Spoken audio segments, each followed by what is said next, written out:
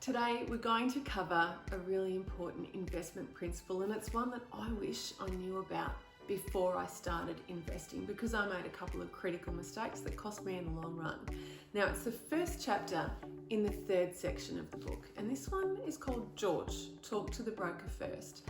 And I wish I'd chatted to a really investment savvy broker earlier than finding George. Now, what George opened my eyes to was accessing equity. I always believed that when you had a property that grew in value, you could crystallise a profit by triggering a sale and then bump into the next property. And obviously, if it's a home that you're living in, you don't pay any capital gains tax on the transaction. But the mistake that I made was I just considered having one property and then trading up. And unfortunately, I missed the opportunity to retain some really good properties by not understanding investment structuring and equity releases.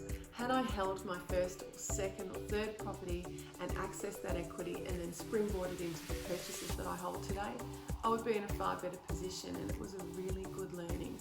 So what I've found over the years is there are plenty of brokers out there, but there are only a few that really know their stuff when it comes to giving great structuring advice, understanding tax deductibility, and understanding how to lend their advice for future needs as well, and talking specifically about being able to access equity and preserve your tax savings.